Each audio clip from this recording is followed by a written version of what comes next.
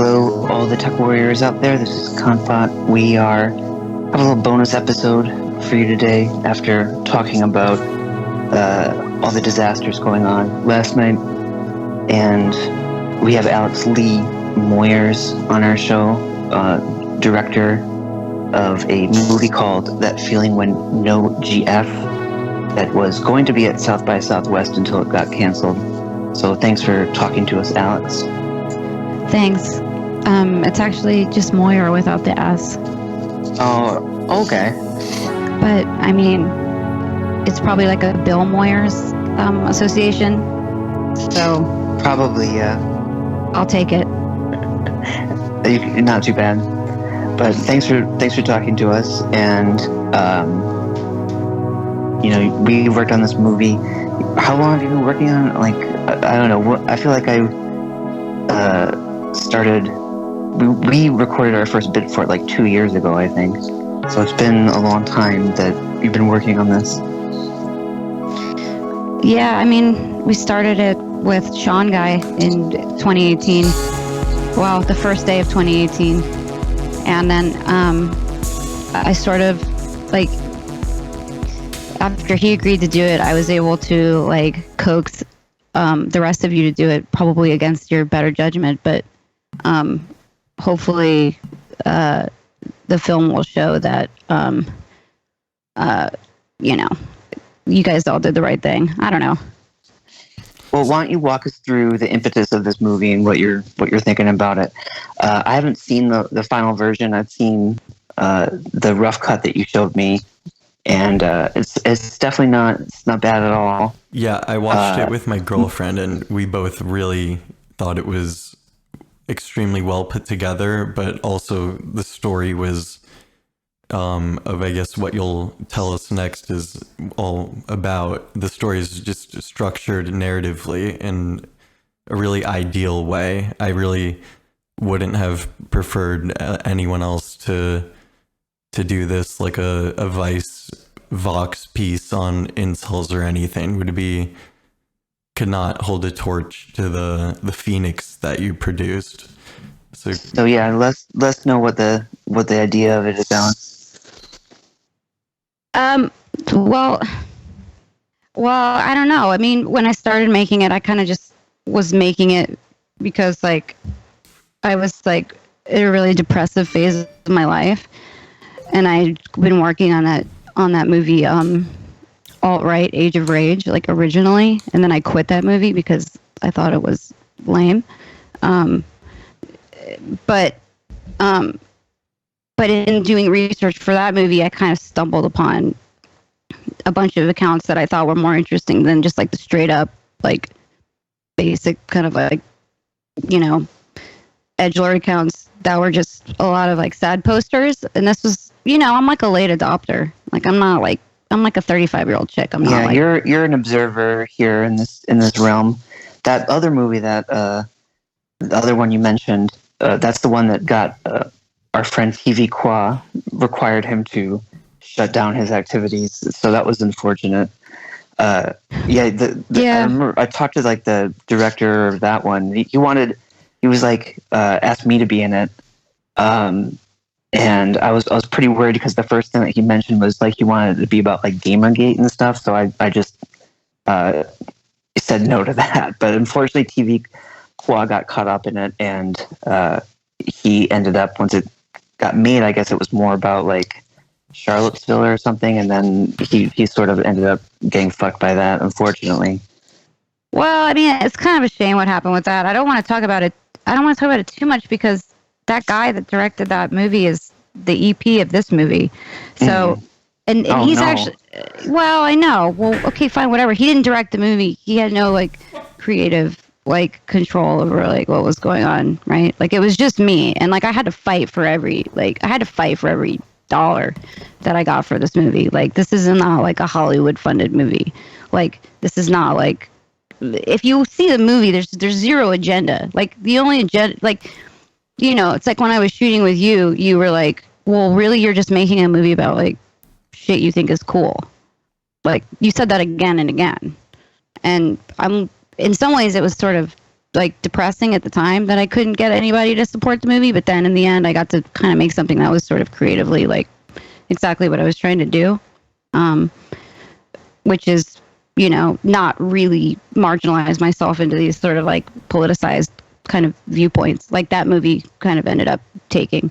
So, I mean, like I said, like, I don't really have any association to that movie, but I do have an association to the movie that I made with that guy before, which was about Cody Wilson, called The New Radical, which I think is like which is how you and I, right, and you and I met through that movie and through Cody Wilson. So that movie I think is a little bit more representative of the kind of movie that I'm trying to make, which is just purely observational. And so this movie is just purely observational. There's no take. It's not like a men's rights movie, and it's not like a feminist movie, and it's just I just like to present things as I find them, and there's some really poetic things that I think are kind of going on in this this area of Twitter. And I just wanted to see if there was a way to make that cinematic, and it sounds like from Warren's reaction at least that I was, you know, partially successful. People have enjoyed it. I mean, I guess Moldbug said that he enjoyed it. So there's an endorsement for you. Moldbug said that it was a 9 out of 10 for if it was a regular movie, if he was holding it against as a comparison with like any movie, but he said it was a 10 out of 10 for what it is, which is basically a movie about what I like to think of as like the 4chan generation. And some people, sometimes it's easier to call it like an incel movie, but I agreed with the tweet that you made that I don't really think incels exist. So if it makes it easier for me to like get an extra, you know, if it helps me sell it out, well, and shit. make your you gotta do your elevator pitch. That's all that the big shot, the Hollywood people understand. So yeah, but you know, I don't understand this. Yeah, I mean, you gotta, you know, by hook or by crook, basically. But like I said, you know, this movie was made on like a wing and a prayer or whatever the fuck. Is that what it is? Is that the expression? Yeah. But you're in the movie, as you know, and I think without you, the movie would have been impossible. Yeah, I'm the Duke of New York. I make things happen. Don't worry. Yeah, Compot, you're newly not only a PhD doctor, but you're now the Duke of New York, keeping Brooklyn under quarantine. You fucking fled, Warren, like a coward. I'm staying here, and I'm gonna rule the ruins and become the Duke of New York. So you missed out on that. I'll be the Duke of Southern California then. You could have been Cabby. You could have had it all. You could have been Cabby. Oh, but you fucked it up. Do you know what I mean? Have you seen that? Do you know Cabby, Ernest Borgnine? No, I have no idea. Warren, you should watch it right now. It resonates. It really resonates right now. It's a John Carpenter movie, and it has Kurt Russell in it. He plays Snake Plissken, and Manhattan is turned into a giant prison. And the president, his plane gets shot down over Manhattan, and Isaac Hayes plays the Duke of New York. He kidnaps the president, and Kurt Russell has to go in and save him. Wait, are you just talking about Escape from New York right now? Yeah, that's a great movie. Yeah, but it's happening in real life. So I'm just Warren, you should really check it out. I'll watch Escape from New York. I haven't seen it. Yeah, I mean, how do you think, Cabot? How do you think Escape from New York holds up against Escape from LA? I kind of like Escape from LA just because of like how corny it is and shitty. There's some really funny parts in it. The surfing part, the ending is really good. I don't know, but it's definitely not as iconic as Escape from New York. You know what I watched last night that I hadn't seen before, which was really good, is A Boy and His Dog. Have you seen that? That's a good one. What's that about? Yeah, tell us your appreciation, Alex.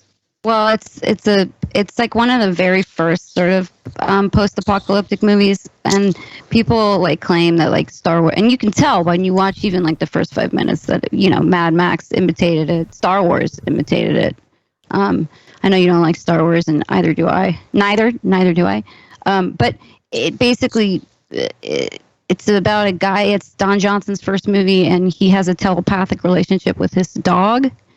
And the entire motivating factor for Don Johnson's survival is basically just getting pussy. And so he uses the dog to sniff out women wherever they are. And it's like basically like a really chaotic movie where there's all this, and like Jason Robards is like the internal voice of the dog. So they're not like, there's some dialogue, but mostly it's just this whole like dialogue going back and forth telepathically between Don Johnson and this dog as they traverse this post-apocalyptic landscape. And you can really tell that Mad Max like ripped it off and everything, but it's one of the weirdest movies I've ever seen. And I mean, I just kept thinking the whole time, I was like, so this movie could like get funding, but like my movie couldn't get funding. Are we gonna get a sequel to The Feeling When No Girlfriend? Are we going to get a sequel to it based on what's happening now? Because I think the whole, like all the incel stuff. I mean, in light of recent events, it feels quaint now. I mean, I feel like we're in a new era. I mean, there needs to be that feeling when girlfriend. Yeah, the incels are about to rise up here. Well, it's ironic because like the whole rest of the world has sort of essentially been like forced into neatdom now, and like the needs to have been prepared for this like the entire time, kind of.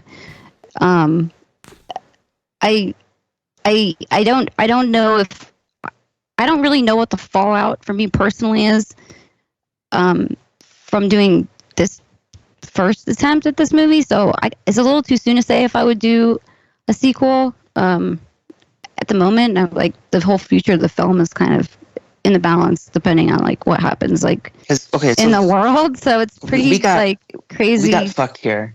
Like South by Southwest was one of like the first things that was canceled, basically.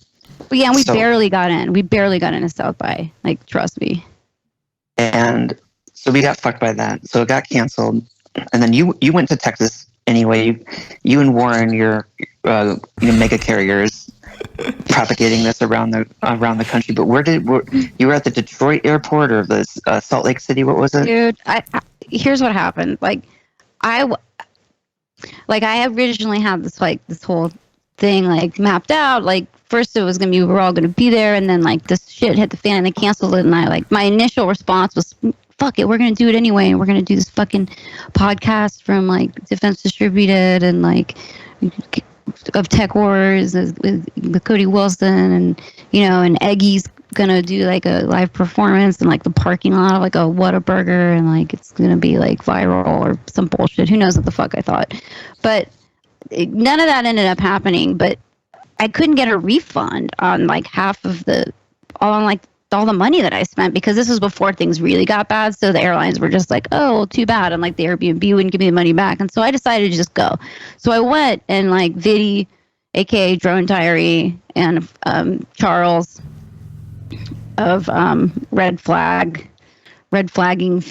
incel irony cell fame, and Egg White came out, and we basically just like went and just walked the streets of Boston, basically like watching like everything kind of just like fall apart. It was kind of depressing, but at least it was memorable. I don't know. I mean, and I guess since you just said that, can we announce that that's what was going to happen? That we had a live podcast planned, and it was going to be with Cody Wilson. But because we're gonna do a little Justin Murphy kind of event, but it didn't work out. But we're gonna do the based live podcast, based Defense Distributed. Yeah. We have some good shows coming up though, because we're gonna have Moldbug come back, and I just was talking to him earlier today, and he wanted to get some updates going. But we're also gonna have Anna Kay is coming on. Oh shit! For sure, and so we have some nice shows for you. So, but unfortunately, did you say Ian McKay? No, Anna from Red Scare. I thought you yeah, said Anna Ian Kachin. McKay. I was thinking Ian McKay from Minor Threat. He's probably got terrible politics.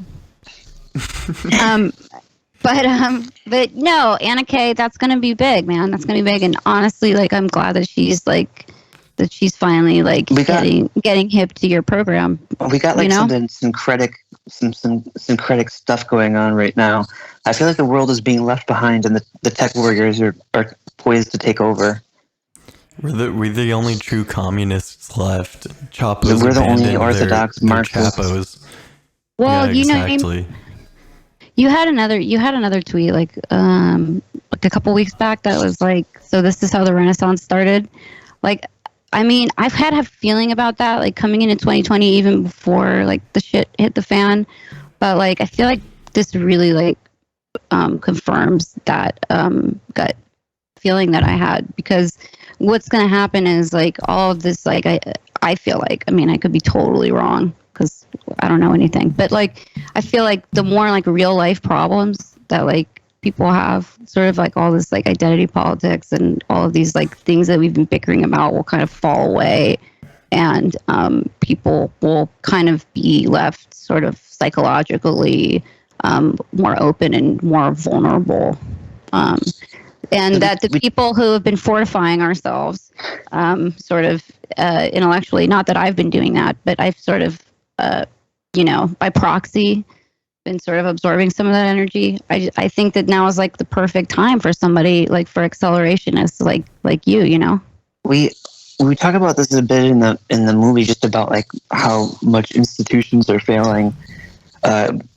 Talking about in the context of like people not being able to, like in universities and like culture industry stuff, and how it's all become super ossified, and that there's lots of people outside of it, and they're poised to sort of replace these institutions which are no longer responsive. But then we have coronavirus really reveals this on an even bigger scale. So we are poised for the new Renaissance. Well, yeah, it's a total wrecking ball. And like one of my favorite things that you talk about all the time is just like, I mean, because I've experienced this firsthand, like being in LA and working in Hollywood. And like at first I was trying to be like kind of really careful about how I manage my like public persona, like in Hollywood, and kind of trying to like thread this needle of like wanting to like be an edgelord, but also like wanting to like work and like, be socially acceptable in Hollywood and stuff.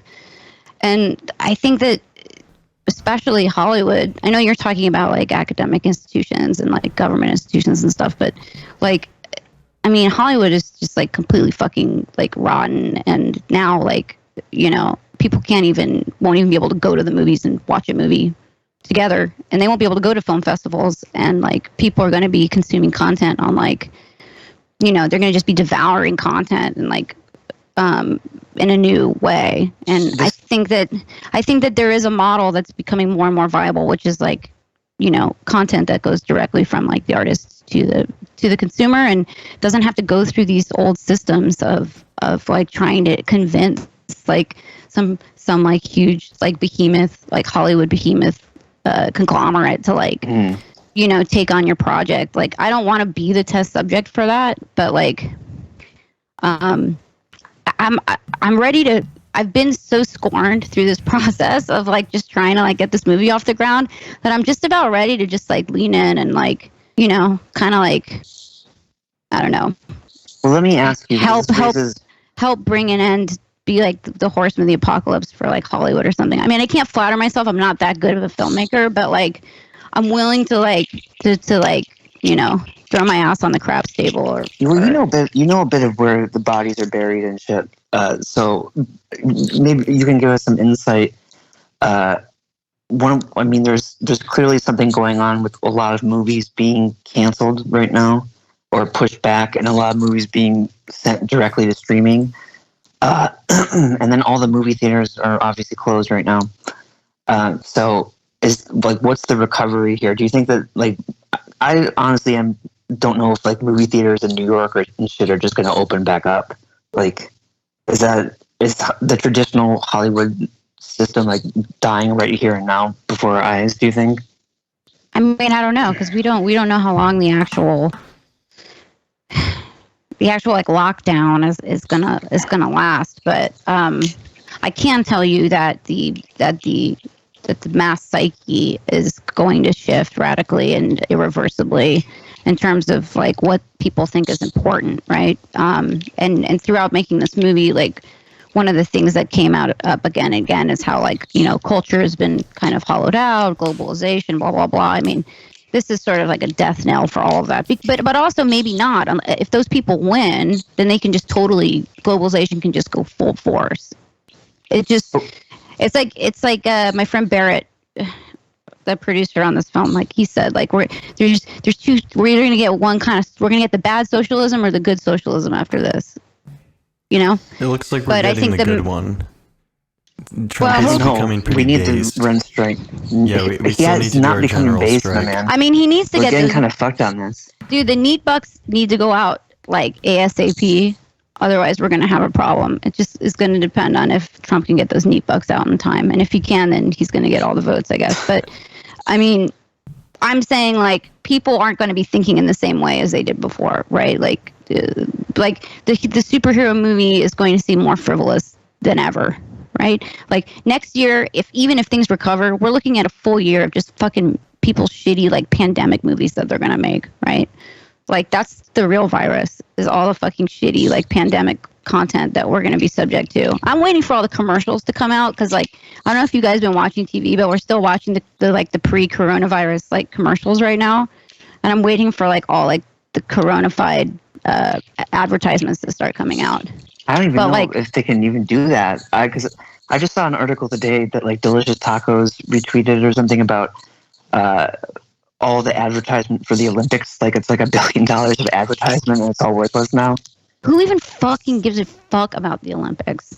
Yeah, they just canceled them and pushed it back to 2021. So I don't know if that's happened before, but the Olympics are #canceled now.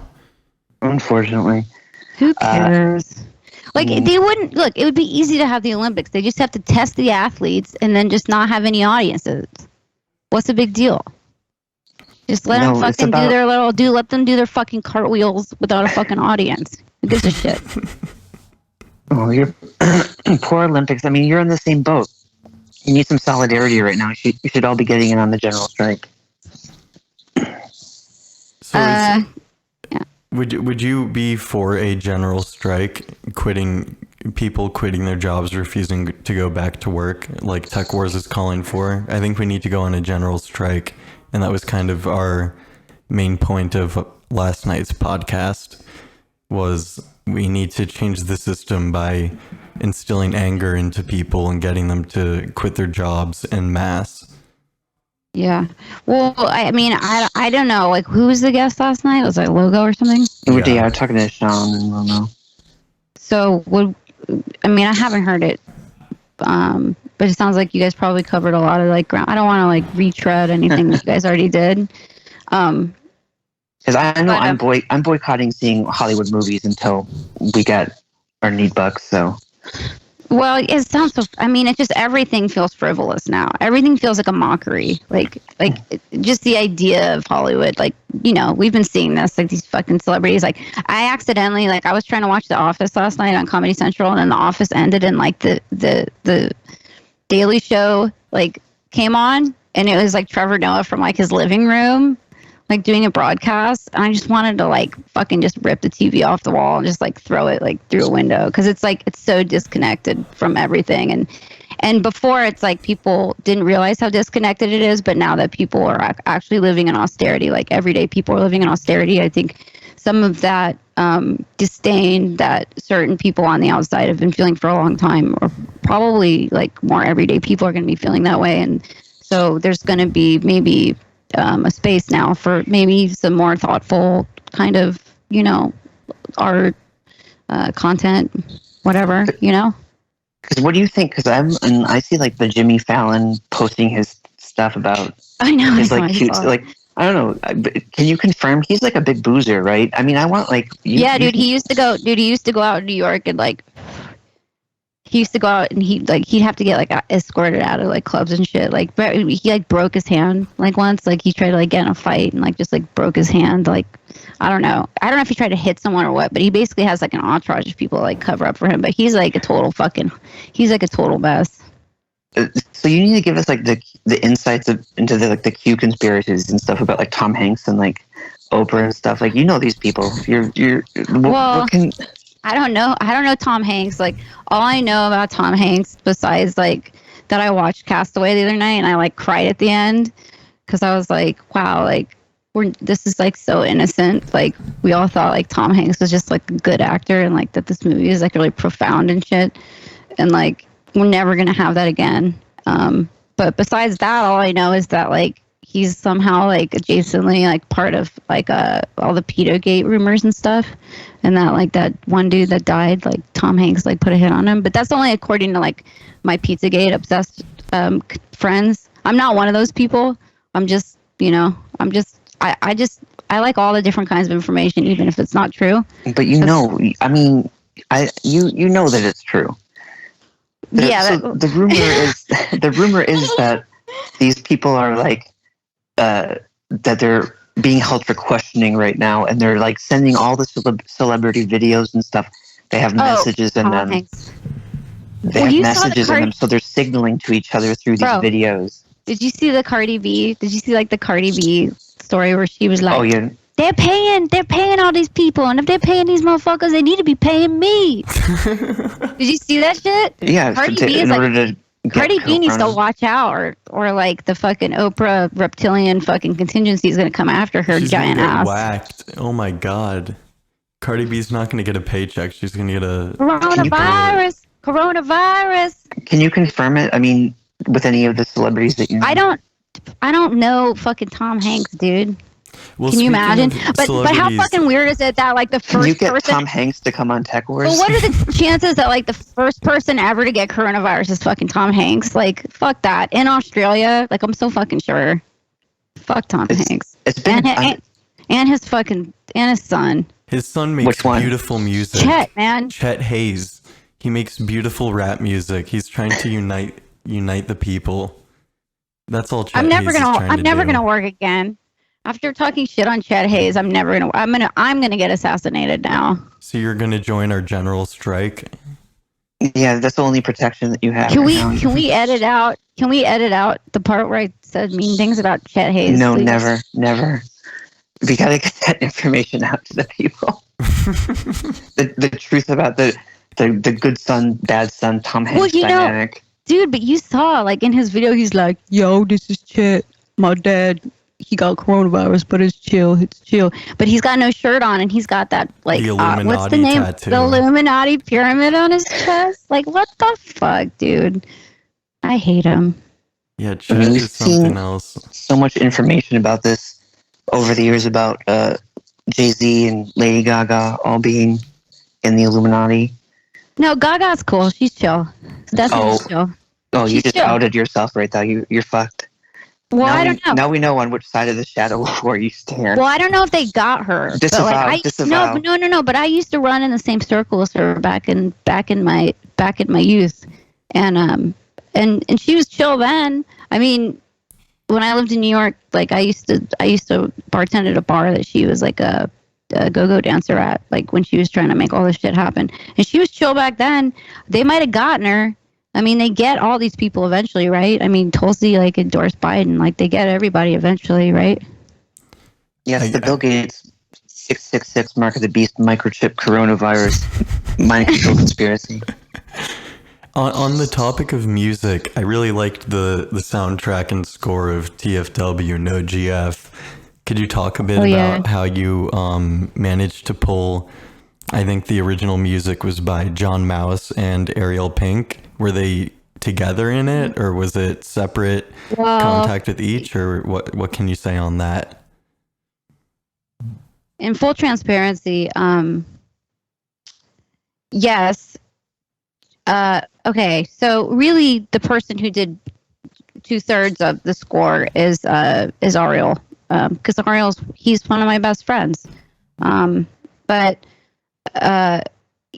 John basically had some involvement, but John is a little bit. He's not as easily accessible as Ariel. John lives in Minnesota most of the time, and he's a little bit off the grid. He's not really like an internet guy for as popular as he is. So I have a lot of John's music, and John is, approved the film. He's happy to be a part of the film. His music is featured in the film. There's a couple of tracks that him and Ariel did together, but the bulk of it is Ariel and his original stuff. And Ariel's so prolific that, like, it's sort of amazing, like how much music is in the film, and like that was just just the tip of the iceberg. Like, that guy's just making like songs every day, like constantly. So, but yeah, the score is done by Ariel Pink to a great extent originally, but features the music of John Mouse and Ariel Pink. That's really cool. And bless that. For the sequel, can we get Varg and Burzum in the soundtrack? I feel like that's going to be more apt coming up. I don't know what that is. Oh, Varg. Oh no. We're trying hard. We're trying hard to get Varg on this show. We have. But he's been going kind of like full apocalypse mode. So he's not as accessible. But we've had some productive conversations with him, so hopefully we'll hook you up with Varg, Alex, so you can get him to score the sequel movie. We'll give you the Burzum pill. So just to be clear, so Compot, you're endorsing the film that Feel When No Girlfriend, like you're down with it? Because I felt nervous showing you the film because I know that you're like a really shrewd person, and you're not gonna just like tell me like what I want to hear because we're friends, And our entire dynamic is based on you basically like pulling my pigtails, right? So I was expecting you to be kind of really critical of the film, and you said, I don't hate it. And to me, like, that's like the highest review I've gotten so far is you say, I don't hate it. It's fine. I mean, I only watch like shit like Colombo, so I don't. What about Rockford Files though? Because that's the real shit. No, I haven't seen that. I haven't seen Rockford Files. It's like if Colombo was sexy. I don't want that. I don't want to watch that. You just like totally fucked it for me. I'm not going to see it now. Columbo's perfect the way he is. Columbo is also the people's detective. So this is the big dichotomy of like, if you compare Columbo to like Poirot, is that you have like Poirot is like World War I, like the aristocracy has like collapsed, and that like Poirot is trying to like give them some sort of resolution for the tragedy of like the Titanic and like World War I and shit. But like Columbo is like the people's detective who takes down all the sick fucks in Hollywood. So we really need, should be, now that I'm saying this should be the next project that you try to get moving forward, is Colombo reboot where he goes after Tom Hanks and Oprah. And can we get that? That could be fire. Except like who could even replace like Peter Falk? Like who could even like pretend to be Peter Falk? Mark Ruffalo really wants to. He's got terrible politics. Yeah, that may be the case. I know he has a good. And he's in it. He's in it, dude. Yeah, but he's in it. He's in with them. He's in with the reptilians. We can't. So I mean, I guess I'll have to do it. That's all right. I'll do it. You should do it. I'll star in your Colombo reboot. No Duke problem. of New York and A-list actor, Compot 20K. You might be too tall. You might be too tall. Yeah, Colombo's a bit of a manlet. That's how you can trust him. That's how you know that he's not one of them. He didn't have. Well, they're all manlets. Are you kidding me? I watched The Outsiders the other night, and it's like Tom Cruise, Emilio Estevez, Rob Lowe, and like they show these shots of them like brawling with like the socias or whatever, and like these dudes are all like 5'4". It was just like a sea of men that are 5'4". Because like, I almost feel like you can't be in Hollywood if you're taller than 5'4". The only person that's taller than that is like, what's that? Tim Roth? No, not Tim Roth. The fucking Tim Robbins. Tim Robbins. That guy's tall. Jacob's Ladder, right? Great film. That's a little bit probably what New York is like right now. There's not a lot, actually. There's, like, not much going on in New York. I still haven't been downtown or anything. I have no idea what it's like down there. But there's, like, so little, there's not much of a sense or feeling or anything where I am of you're anything uptown. happening. But we're definitely going to get fucked up because now, I read everything every day. It's just the hospitals are not going to be able to handle it. So we're kind of fucked. I heard they're wearing garbage bags. I heard that, like, the doctors all, like, ran out of gowns and now they're just wearing garbage bags. Yeah, they're running out of shit. They're rushing right now to, like, turn the Javits Center into a hospital, which is actually super funny because if you remember when Hillary lost, her whole party, her big celebration was going to be in the Javits Center.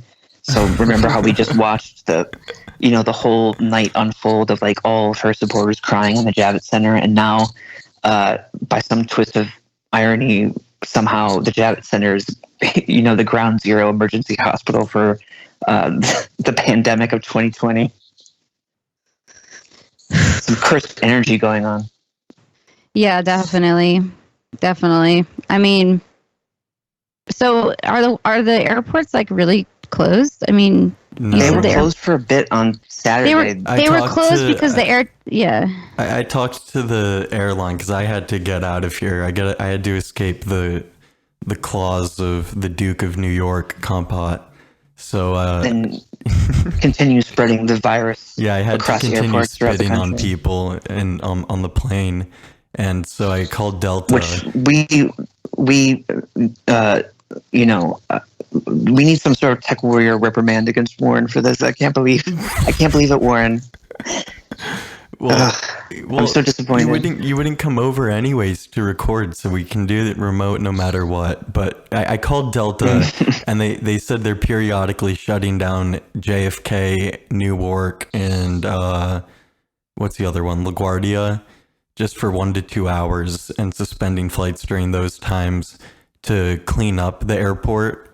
And then most flight cancellations are just because there's not enough people flying for it to be worth it for the plane to actually go off. So they're trying to consolidate more people onto less planes because no one's really trying to fly right now. Unlike me, who's jet setting and healthy as fuck. I know. I was wondering about what your plane experience was because I flew a few days before that, and, like, it definitely felt like everybody, like, else that was on the plane. Like, I flew from Austin back over here. I'm in Vegas right now, but I felt like only, like, the most based people were, like, on the plane. Yeah, you have to be a baller. Wait, what about what? Are the Pawn Stars okay? Oh yeah, are they open? Isn't like one of those dudes dead or something? I don't know. They're probably those people are. What do you mean those people? Those people, those pawn people.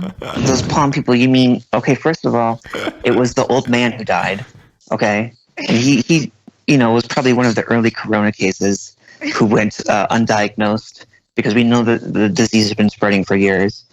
It's definitely been here since the fall, like, for sure. The fall of 2007. I wonder what the actual evidence of that is. I mean, I've seen, like, a lot of versions of that tweet, or people saying, like, I got really sick in December or something, but... Dude, my boyfriend's brother got pneumonia, like, out of nowhere, and he had to be in the hospital.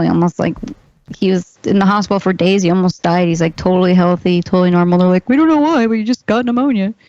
And, like, right after, like, the shit kind of broke. But, I mean, that's just anecdotal, obviously, right? Like, maybe he just got pneumonia for no reason. I don't know. I'm just saying, like, I like to think that I already got it, and, like, now I have immunity. But I don't know. My friend, one of my best girlfriends, got it the other day, and she said she got tested positive for it. She, like, went to the doctor, and they just, like, gave her an inhaler and, like, sent her home. And That's she's exactly cool now. What happened with my friend. They wouldn't hospitalize him with a 104-degree fever and coughing up blood and a positive test. They sent him home. So I guess that's what the hospitals are doing with the younger ones. I think it's only admitting old people and famous people to get treatment. I also know somebody who has it, and she got sick but has recovered now, so she's all right. But we know that Amy Klobuchar's husband has it. We know that Justin Trudeau's wife has it. I mean, Yeah. is this? There's real evidence here of like global, like swinging, like wife swapping type of shit. Well, going yeah. on. Harvey Well, Weinstein has it. Dude, it is so weird. And then I said to somebody, I was like, well, if Justin Trudeau's wife has it, then like Justin Trudeau has it. And he's like, yeah, but Justin Trudeau doesn't hang out with his wife. Come on.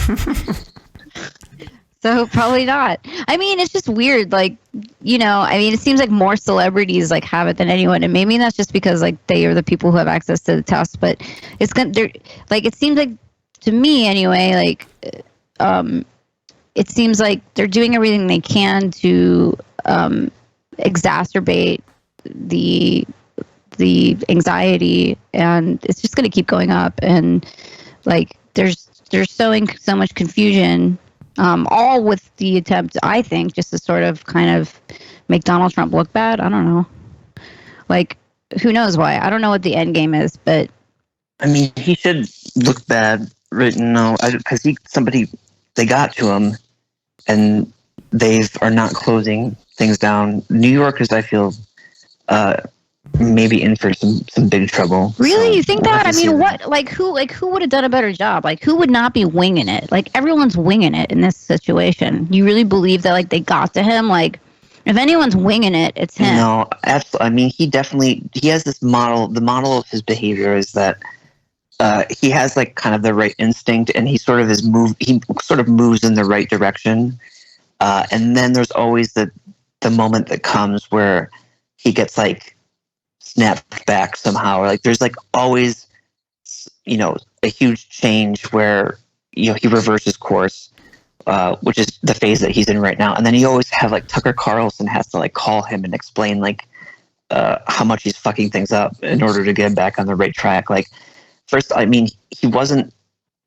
I mean, he shut down the flights with China, and then he didn't, you know, got kind of lax about it, and then he came back really hard with the neat bucks and stuff, and then now he's like reversed course again, and it's like really fucking in a bad right now. Yeah, but So we can only hope that someone has to make him come around. I'm like begging Moldbug right now to like get me into contact with Trump so I can like let him know. I think wait, that so Moldbug hangs out with Trump? No, I mean it was just a joke. I think he's walking into the war room, or maybe he comes back from playing golf and he hangs up his coat and his USA red MAGA hat, and he walks in after saying like, yeah, we're gonna give everyone $2,000 a month, and then Jared Kushner's in there with a gun to Ivanka's head, and he's like, what were you saying, Donald? I'm not sure I heard you correctly. And that's what makes him reverse course. I think it's all Jared. Jared's the real shot caller here. He's the new Robert McNamara. Well, we have the whole problem now is that just like we need like more to expand our imaginations, and we need more like revolutionary imagination, which like people are totally stuck. Not, you know, they can't conceptualize, they can't conceive of things going outside of what we consider to be like the normal state of things right now. And I feel like if this goes back to your movies, that the people in the movies, like fuck them, you know, whether you want to call them incels or neats or whatever. I feel like that there's always been something kind of irrelevant about that. But like the thing that's, you know, really good about the movies, you know, these are the people who are like generating the actual like revolutionary like imagination in a way that you know, all the institutional people who should be responsible for that have like failed to do. And that's like now we're really seeing the failure of that right now. Well, it's interesting that you should bring that up, Compot, because you said you haven't seen the latest cut of the movie, but of course I just saw you in December, which now in retrospect we realize was like right like at the precipice of like the situation that we're in now, and we talked about that a lot on camera, and actually that really kind of sewed it up and made its way into the movie. So Warren, I know that we were considering maybe like playing a clip, and I think that there's something towards the end of the film that relates directly to what Compot just said, that you could maybe include also in addition to the clip that you wanted to put in. But yeah, you should watch the movie Combat because the new cut, because it's in there, man. We did it. I guess everything you just said. We could take a pause and then play the clip now. Wait, hold on. Play the clip. Let's go to the clip. Okay, we're gonna play the clip here. The reason that Trump won is that you had like the media hegemony of interpreting like reality, right? And people just like rejected that and realized that they could do whatever they want, and that like there's no monopoly on truth that's held by like CNN and MSNBC, and like there's like the establishment in terms of like creating a narrative has lost all of its power. It's not really about taking anything over, so to speak. It's just about like defining reality for yourself. I mean, that's just like the nature like of consciousness, is like each tweet is a moment of consciousness, and they're all connected by your brand.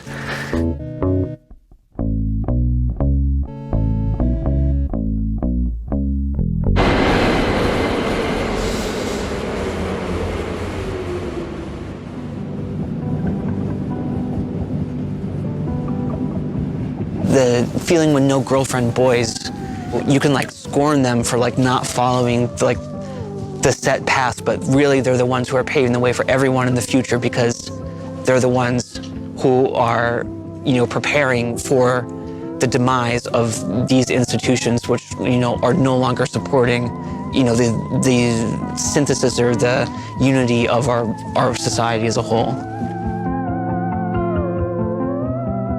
Personally, I don't think that anything is more like hopeful.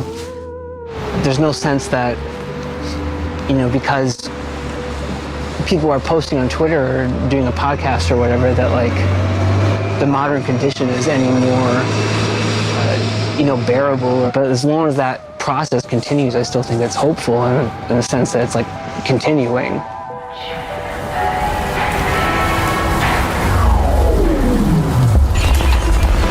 Rough day, huh? Wow. Well, that was an amazing clip. We didn't listen to the clip, so who knows? But the clip was good, I'm sure. We'll hear it after the episode is done. So, Combat, based off of what you saw in the film, like, what was your favorite part of the movie that stood out to you? I like to see my little guys. I like to see little Sean Guy, and I like seeing Drone Diary, and I like seeing Charles. Just like seeing them in their element was fun. That's what I would recommend about it. So South by Southwest has done the streaming release, like streaming festival version of all this. So people have like now seen the movie, right? Well, some people have watched it, but it kind of pales in comparison to like what would have happened, you know. Some people have reviewed the film, but and it's getting pretty good reviews, which is kind of interesting. I mean, there have definitely been some bad reviews, but if there weren't, not bad, none of them are bad. They're all kind of like they either like you guys or they don't like you guys, and then if they don't like you, that's sort of like the basis for them determining whether like the movie's good or not. But it hasn't gotten any like bad reviews, and everyone likes the style of the film, and they like the way the film's composed. But if it didn't get any kind of slightly negative reviews, then I wouldn't have really accomplished my goal, because I mean, I'm like I said, like it doesn't cater to anybody's viewpoint, right? It's sort of presented as is. So, you know, it's a movie about something that feels controversial to people for whatever reason. So if it wasn't controversial, then there would be a problem, right? Oh, absolutely. But I mean, what's the next step? Yeah, what's the release course for this? What can the Tech Warriors do to help you with this? Because you did spend a lot of time on it, and we all appreciate that you made the effort to make this movie. But the whole release of it, I mean, you're trying to get it distributed now. It seems like you're kind of like in a fucked limbo with your future plans for the movie, unfortunately. Is that right? Well, I'm not fucked. Like, someone is going to pick up the movie and distribute it like it's gonna get seen. It's gonna be on some platforms. Like people are gonna see it. Like whether we self-distribute it or whether, but I mean, it will get picked up and people will see it relatively soon. As far as like the tech warriors go, like this for me is, I feel like I'm in kind of a safe space right now for this movie. Like I'm not on like Bret Easton Ellis or something, like trying to like explain like why this is okay or whatever. Like this is totally in group. I just wanted to be on TekWars just because I've always wanted to go on TekWars. This is the most elite podcast, obviously. Yeah, I mean, I'm not worried about people who listen to TekWars like watching this movie. Like they'll watch it because it's relevant to the things that they're already interested in, and you're in the movie, so it's like preaching to the converted a little bit. Like I'm here to just shoot the shit basically.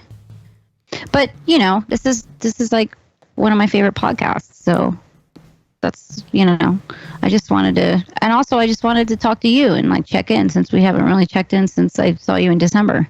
We'll get working next on the Colombo reboot, and I'll be the lead, and we'll take down Tom Hanks in an episode. So I'm thinking of for my next project. I think I want to, like, while we're all in quarantine here, I kind of just want to make like a YouTube video, like a wonky like YouTube video about the Denver airport, because that's what I've been obsessed with since this whole thing started. Oh yeah, the last time we were talking about the Denver airport, and you sent me a YouTube video of some very eerie chanting or something over the intercom.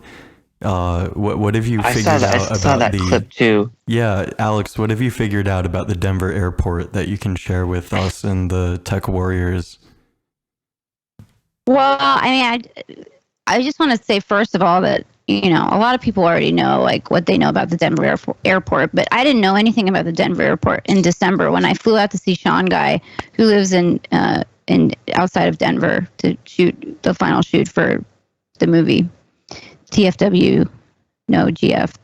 And I immediately noticed that there was like this like weird like kind of satanic Illuminati kind of like messaging all over the airport, and I didn't know, like I was like, this seems weird, like why is there like an entire ad campaign that's just like playing off of like conspiracy theories about like the Illuminati and like the apocalypse and stuff. It seems weird that like like parts of the airport were under construction and they have like a big sign that like made some like tongue-in-cheek joke about like the end of the world, and I'm like, wow, this is like, what ad agency did this is pretty fucking weird, right? And then I asked my camera guy, I'm like, hey, doesn't it seem weird that there's like demons and like gargoyles like all over this airport, and that there's like messaging about like the end of the world and shit everywhere? And he was like, oh, I don't, it's like in plain sight, right? Not to mention that everybody that was working there was like super negative and depressed. But like, I found out later on that it's widely reputed to be a bunker for the Illuminati for the end of the world, for the apocalypse, underneath the Denver airport, and that nobody knows where the funding came from for the Denver airport. And in plain sight, including the giant fucking satanic horse with like the huge dick that's like with red eyes that's like standing outside of the airport, like that and there's all this weird it's not even hidden, right? But it's basically, since this stuff has been popping off, like weirder shit has been happening at the Denver airport. It's like a doomsday like bunker, basically. No, man.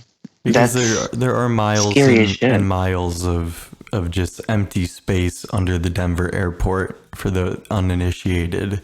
And it goes deep underground. So it could perhaps be an Illuminati bunker. That's not out of the question.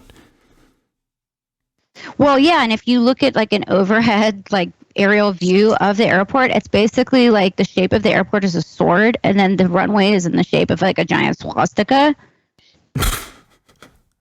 I'm not joking, dude. Okay, but also, if we have to cut to another clip, it doesn't have to be from my movie, but you should cut to the clip of the YouTube clip that I sent you, because this dude was basically at the Denver airport in the middle of the night like a week ago, and all this shit started going down, and all this like Jacob's Ladder, like Lovecraftian horror shit started playing over the loud system.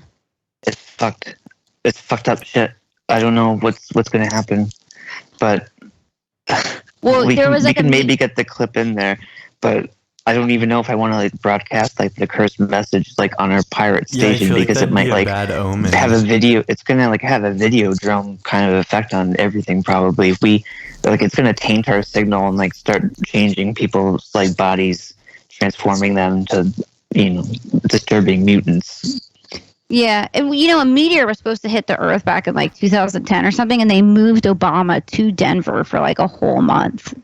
But also there's a counter argument to be made, which is like everybody's talking about this like caldera at Yellowstone that's supposed to blow or whatever, too. Like that's like a thing that's going around. I mean, but whatever. Like they always say that. That's but like classic Denver, History Channel kind of stuff about right, the super volcano, right? But the Denver airport is like super in the blast zone. So that's the only thing that like makes me feel like, okay, maybe this is bullshit. But there is like a massive tunnel system. It cost them like billions of dollars to like build this airport. They don't know where the funding came from, and it's got this huge underground tunnel system that they can't account for. And like but there's also just like satanic kind of like Illuminati kind of artwork all over the airport. And it's in plain sight. Everybody just Google it.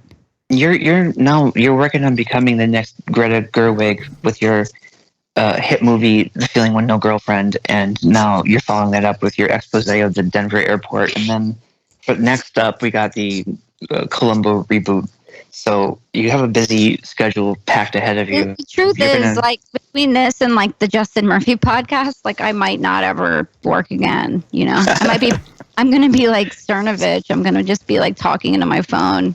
Except like, with fewer like Cernovich has totally, like crypto nerds like funding my shit. Cernovich has totally fucked us. Yes, Cernovich is out to get us. He doesn't not. Okay, so Cernovich is like, say whatever you want about Cernovich, but I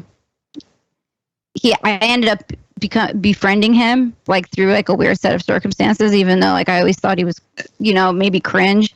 But and like, I condemn this.